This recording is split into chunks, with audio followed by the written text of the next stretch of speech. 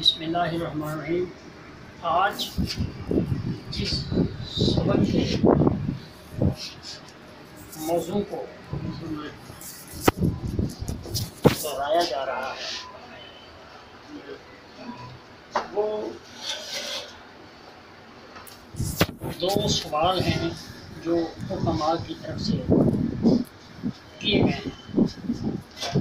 ان کا قانونی اور اصولی اور آسان جواب اور اس کے بارے میں معلومات جو ہیں وہ آپ کی خدمت میں پیش کی جائیں گی۔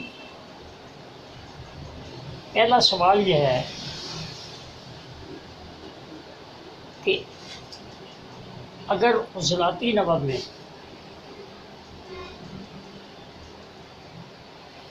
اگر سرخی آ رہی ہے پخانے میں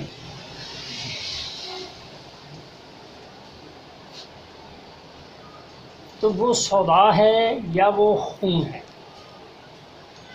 کیونکہ خون اور چیز ہے اور سودا اور چیز ہے۔ خون ایک مرکب چیز ہے جبکہ سودا خشکی کے سبب ہے۔ مختصر اس کا جواب یہ ہے کہ جیسے میں پہلے عرض کر چکا ہوں کہ رنگ کو رنگ میں تبدیل کرنا یہ پہلا درجہ ہے۔ یعنی اگر کسی کی نبض اگر خشک گرم مزاج میں ہو تو اس کے پہلے درجے کے اندر جو سرخی آئے گی وہ سودا کے سبب ہوگی۔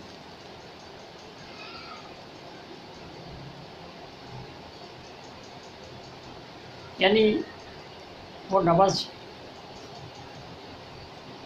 پہلے درجے میں لذت اور حبس کے مقام پر ہوگی، اور اگر نبض سوزش والے مقام پر چلی جائے اس میں جو سرخی آئے گی وہ خون یا بلڈ کی وجہ سے ہوگی۔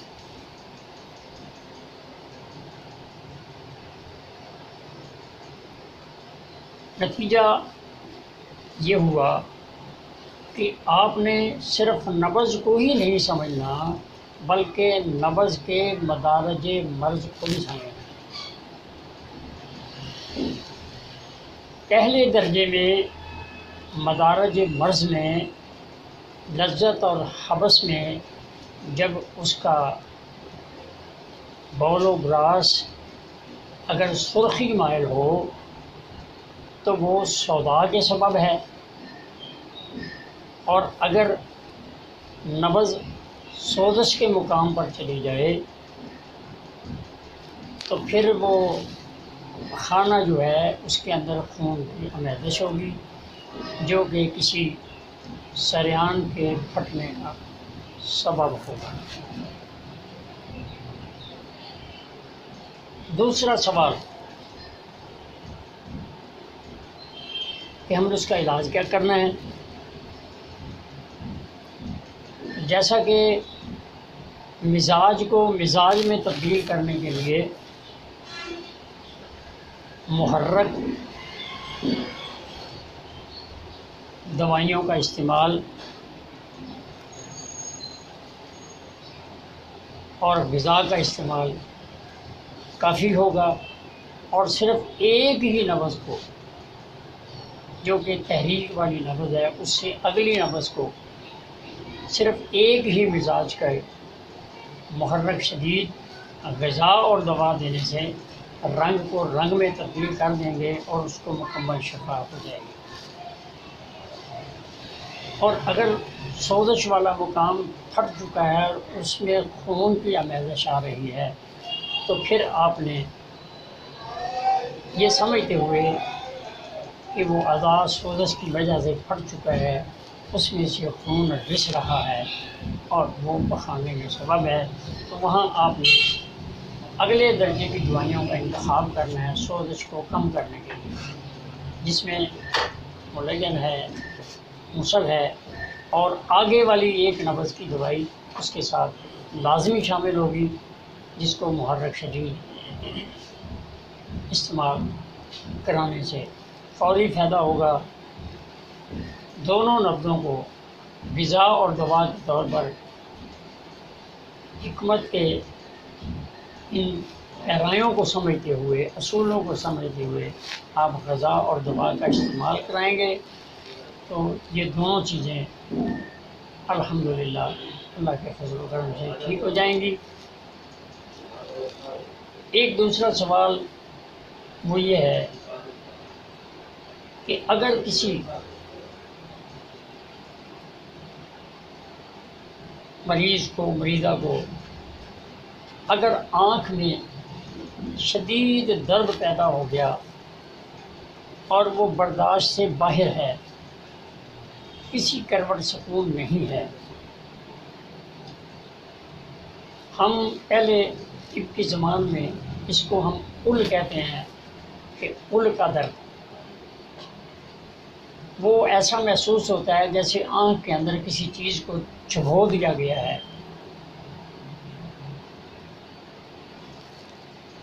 اگر اس کا بروقت علاج نہ کیا جائے یا وہ کچھ دنوں کے لیے برقرار رہے تو آنکھ ضائع ہو جاتی ہے اور وہ دوبارہ آنکھ نہیں بنتی۔ اس کو آپ نے اس تکلیف سے بھی بچانا ہے اور اس کا وہ جو نقصان ہونے والا ہے اس سے بھی بچانا ہے۔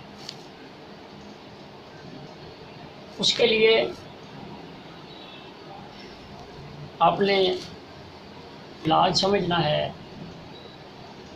اگر دائیں آنکھ میں اگر درد شدید ہے، اُل کی مانند ہے، تو آپ نے اس کی آنکھ کے برابر میں کن پٹی کے مقام پر آپ نے کوئی زخم پیدا کرنا ہے۔ زخم پیدا کرنے کے لیے آپ کے پاس دو چیزیں موجود ہیں۔ ایک چونے کو تھوڑے سے پانی میں حل کر کے اس کو اس جگہ پر لیپ کر دیں، کچھ دیر کے بعد وہاں ایک زخم کی شکل میں سرخی مائل اور زخم ہو جائے گا، جس سے خون کا دورانیہ آنکھ کی طرف سے اس طرف آ جائے گا۔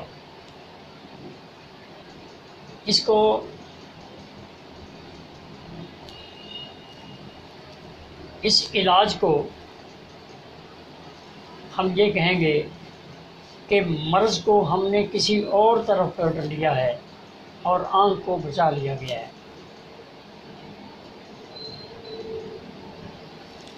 ابھی وہ مرض باقی ہے، اس کے علاج کے لیے آپ کو اسی نسبت سے یعنی خشک گرم ادویات کولیگن اور مسل کا استعمال کرانے سے اس کو مکمل شفا ہوگی۔ وقتی طور اس کی دائیں آنکھ کے اس نقصان کو اس سے بچایا جا سکتا ہے۔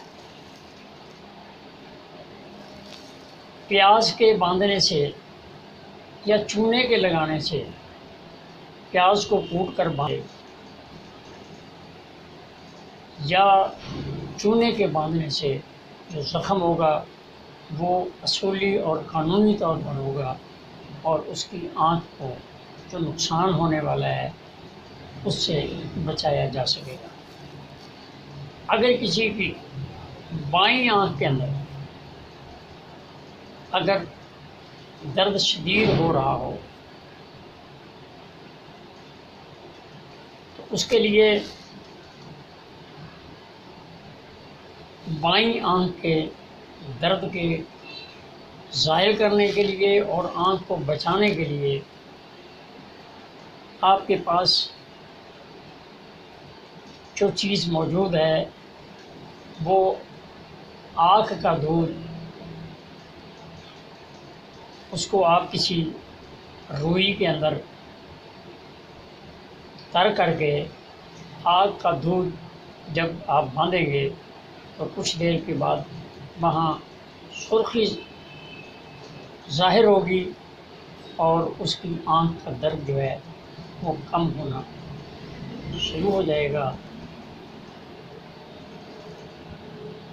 اور علاج مکمل اندرونی دوا اور غذا سے ہوگا۔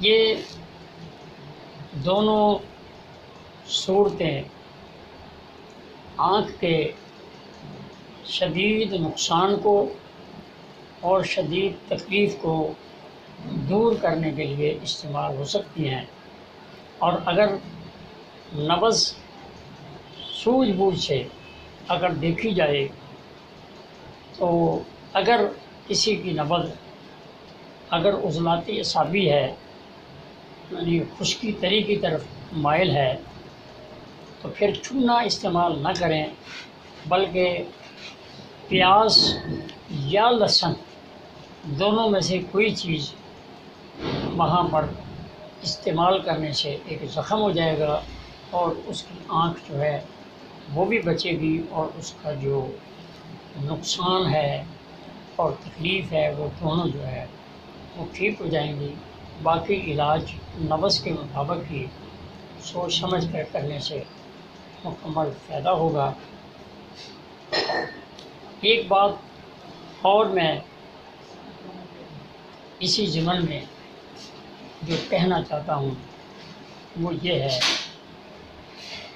کہ آپ اپنے اگر فن کو سمجھیں گے تو پھر آپ کے اندر کوئی گھبراہٹ اور بے چینی نہیں ہوگی، آپ یقینی صورت میں اعتماد کے ساتھ آپ علاج کر پائیں۔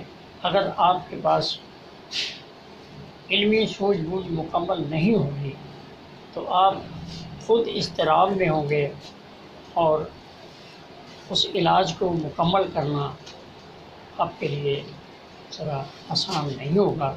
اس لیے ہمارے جو طبی اصول اور قانون ہیں وہ سب سے زیادہ اہم جو ہے وہ تحریک، تسکین اور تحلیل ہے۔ جب بھی کسی مقام پر درد ہوتا ہے تو وہاں تحریک ہوتی ہے، تحریک کے سبب درد ہوتا ہے۔ جب تحریک کے اس مقام پہ ہم تحلیل پیدا کریں گے تو تحریک کی وجہ سے جو درد ہو رہا ہے وہ یقیناً ختم ہو جائے گا، اس کے اندر کوئی دوسری اور رائے نہیں ہو سکتی۔ اللہ مجھ کو اور آپ کو اس علم سے فائدہ اٹھانے کی اللہ توفیق بخشے۔ وما علینا الا البلاغ۔